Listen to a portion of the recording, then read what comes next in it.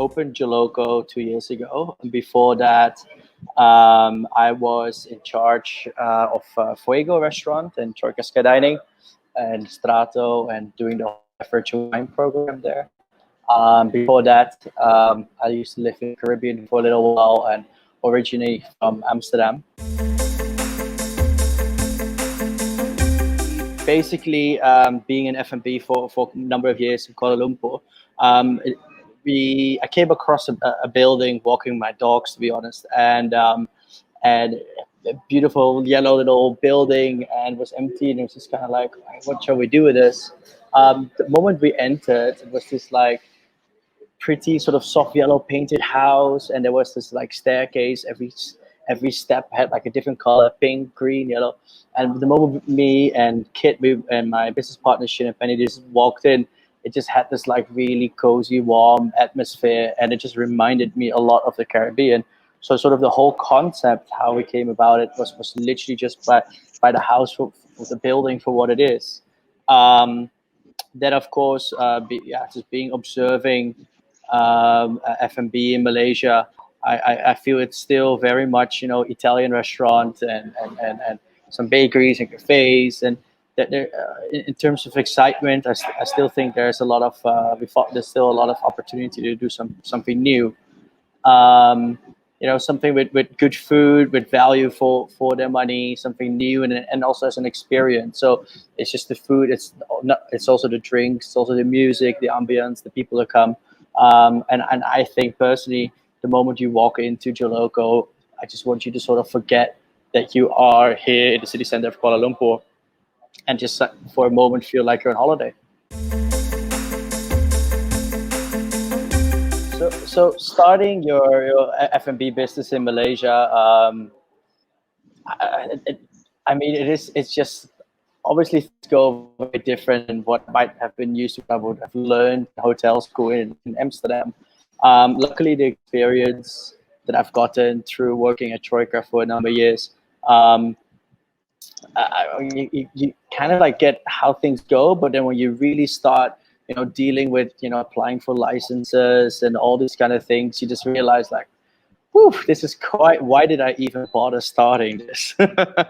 and that's still 2 years down the line, this still sort of like goes on, with renewals and liquor licenses. So you need a runner for this, so you need to know a guy for that, and it's constantly sort of hustling, which is really strange. But other than that, just it's owning a restaurant. Obviously, you got to be a little crazy, I guess, to get in there. But we love it every day.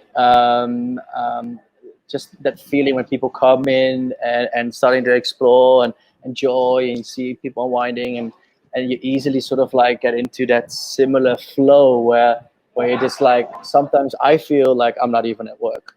And that is, I think, what is like the high point of having your own business and something that you have created that you're proud of, that just constantly your work is just having fun.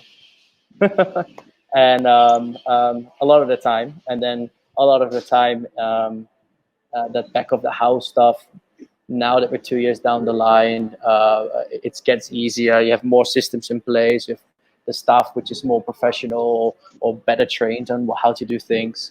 So it gets a little easier that way. And I do think, for KL, this is definitely not going to be my last restaurant. So that is very exciting.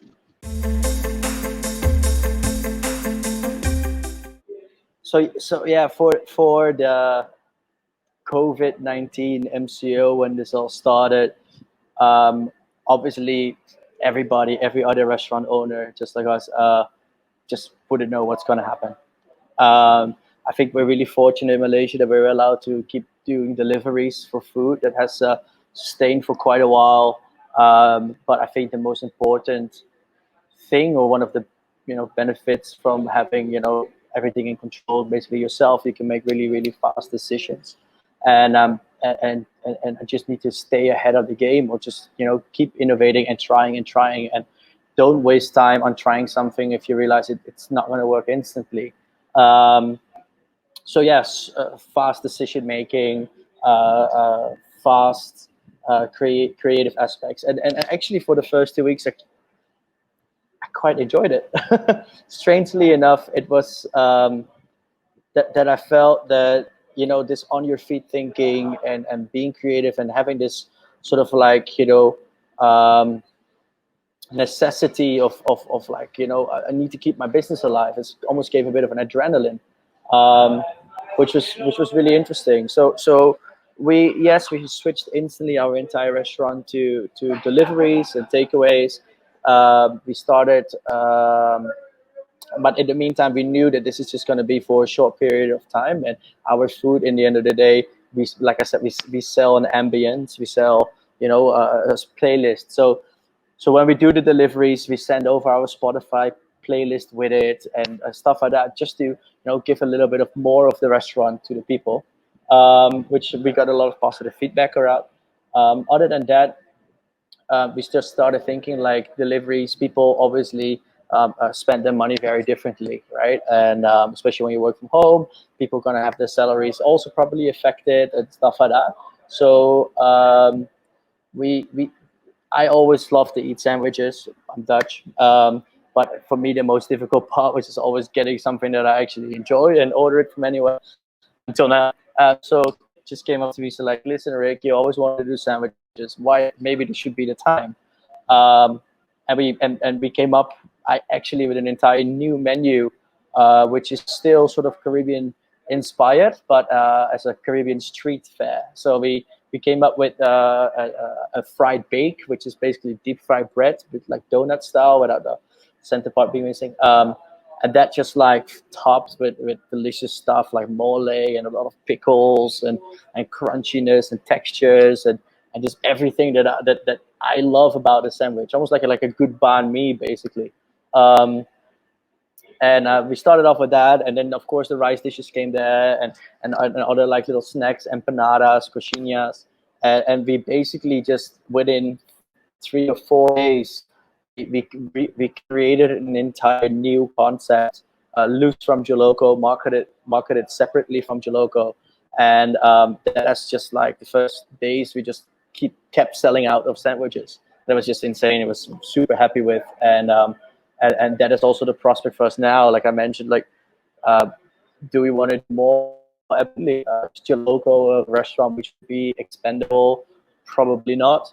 So something like JoJo's, which we just sort of launched and have been rolling out, it's definitely, I think, worthwhile looking into, and see if we can do this at different stalls, or do have a food truck driving around the country, or there's plenty of the ideas that we have and that we would love to do with this. So it was sort of I would say a blessing in disguise, maybe even. Yeah. So yeah, for the future for F&B, um, it's still. I mean, yes, we are running, or restaurants have started to run with less capacity and more space between tables and stuff like that. But I think for a lot of restaurants that won't be feasible. I mean, the rents in shopping malls, for instance, where a lot of these F&B outlets are located, if you're going to run with 70 or 60% capacity, you just won't be able to meet your targets or to survive. So I definitely think that a lot of these delivery services will still be ongoing, even post COVID, and also restaurants like reinventing themselves with home cooked meal, with cooking at home. I mean, sorry, but yeah, even for us, I want to continue doing deliveries for JoJo's, not for JOLOKO. We are lucky with our space because it's relatively big, and what we've noticed over the last few weeks on the weekends and weekdays, we've been getting quite busy for dine-in, and it's a huge difference for us. But like I said, we're lucky with the space. We can take some tables out and it's not an issue.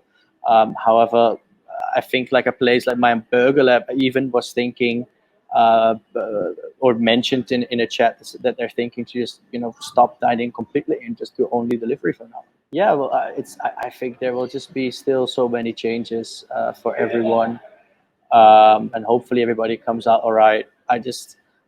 I, for our outlet personally, I think it will actually benefit us maybe even a little bit. People trying to avoid all these really busy places since we are a little bit more tucked away. Um, um, but yeah, we'll need to see. I wish I had a crystal ball.